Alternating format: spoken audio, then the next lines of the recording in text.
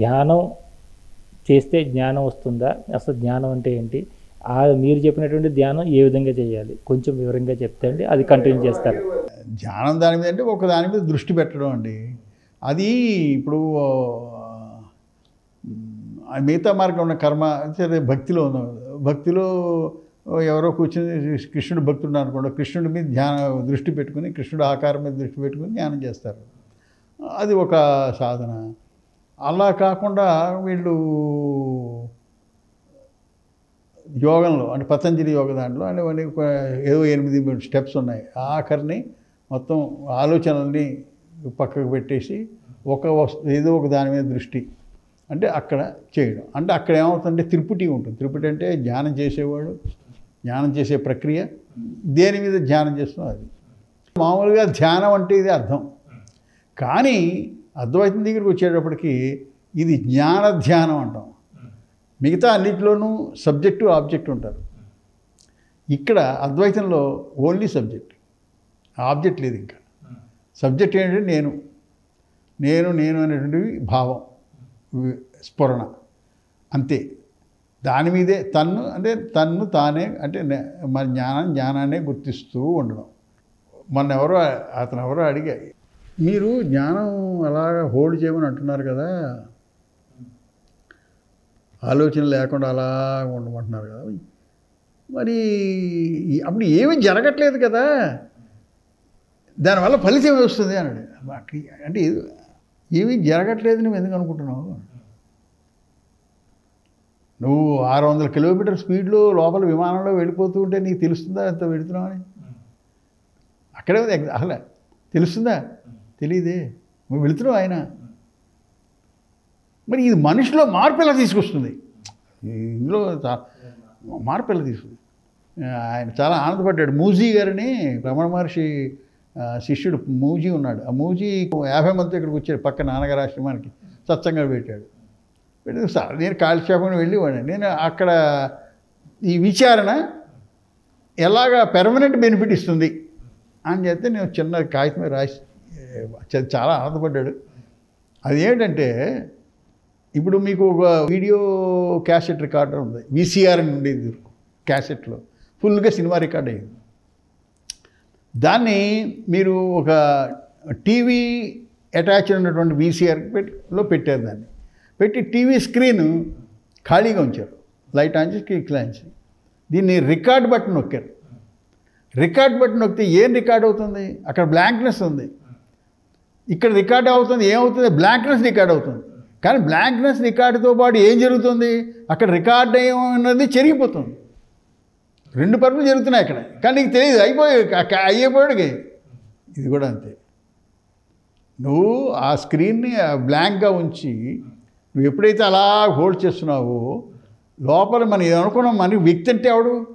అనేక రకమైన మంచాడు చెడ్డచ్చు వాసనలు ఉన్న పెట్టిపోయాయి లోపలన్నీ. క్యాసెట్ ఫుల్గా రికార్డ్ అయి ఉంది. సో జరుగుతాయి, జరిగిపోతాయి. నీకు తెలుస్తుందండి, పూర్తిగా ఒక్కలేదు వీడికి. ఈ ధ్యానం చేసే వాళ్ళకి మీకు తెలియకుండా మీలో మార్పులు వస్తాయి. అయ్యో, నా అనుభవంలో చెప్తున్నాను నేను. మీకు తెలియకుండా మీ వ్యక్తిత్వంలో మార్పులు వస్తాయి. చాలా ఎలా జరుగుతుంది అసలు? ఇదే మిరకల్ అంటే. ఒక దొంగతనం చేసేవాడిని కూర్చోబెట్టి, బాబు దొంగతనం తప్పు చేయకూడదు, శిక్ష వేస్తారు అని మీరు చెప్పు, మా అండు వెళ్ళి జైల్లో పెట్టాడు, మా అండు వాడిని మార్చడం ఎలాగా? ఇది రమణ మనిషి మిరకలు చేయలేదంటారు, ఇదే మిరకలు. దీనివల్లనే మారుతాడు, మనిషిలో మార్పు వస్తుంది. ఎందుకంటే ఆ వాసనలో క్షయం అయిపోతాయి. I'm telling you, this is a very excellent. అందుకనే ఆయన మహర్షి మహోగ్ర తపస్సు అనండి, మహా ఉగ్ర తపస్సు ఇది. మిగతా ఈ తపస్సులు అనేక ఉండొచ్చు, యజ్ఞాలు తపస్సులు, ఆ తపస్సుల వల్ల కానీ ఇది ఉత్తమమైనటువంటి తపస్సు. ఇది మిమ్మల్ని గట్టెక్కి తీర్చుదండి, ఏమి సందేహం లేదు అందులో. జ్ఞాన ధ్యానం అనేది ఏ విధంగా చేయాలో కాస్త సింపుల్ చెప్పండి. Simple, hold your awareness. Just time పెట్టుకోండి. ఇది ముందు ఎందుకంటే అలవాటు పడి అలా ఇది అక్కడ మామూలుగా అయితే అది ప్రతి క్షణం ఆనందం తెచ్చు. కానీ ఓ 20 నిమిషాలు ఒక టైం పెట్టుకుని కూర్చోండి. జస్ట్ మీ అవేర్నెస్ని హోల్డ్ చేయండి. మీ అవేర్నెస్ అంటే నేను అనుకున్నాను కదా, గుర్తించాలి జ్ఞానం. నేను అంటే ముందు ఫస్ట్లో ఇవన్నీ కాదు నేను కాదు నేను కాదు నేను అని అక్కడ దాకా వెళ్ళాలి కదా. అక్కడికి వెళ్ళిన తర్వాత ఇంకా నేను అది కూడా తెలియాలంటే ఒక్క మాట ఊపిరి బిగబెట్టి ఏది ఉందో అది అంటే అలా బాగా ఎక్కువసేపు పడదు. అది ఆ జ్ఞానం, ఆ అవేర్నెస్, సింపుల్ అవేర్నెస్ అండి. ఆ సైలెన్స్ మీద ఉండడం తెలియడం దాని మీద దృష్టి పెట్టుకోవాలి. అంటే నేనున్నాను అనేది తెలియాలి. ఇంకేం ఆలోచన ఏం లేదు అక్కడ, దాని మీద దృష్టి, ఇంకేం ఆలోచన అక్కడ, దాని మీద దృష్టి. అలా సింపుల్.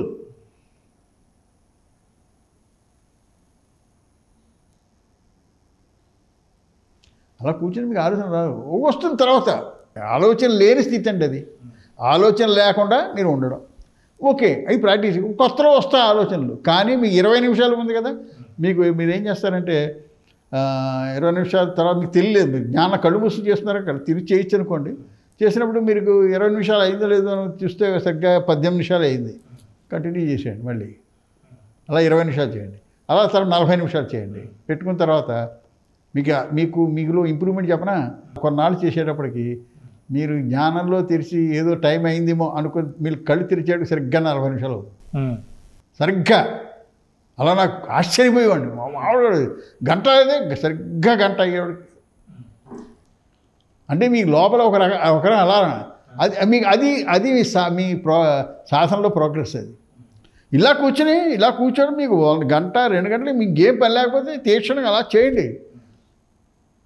మీకు మీ జ్ఞానం వ్యాపించి ఉంది అనే భావం మీకు కలుగుతుంది.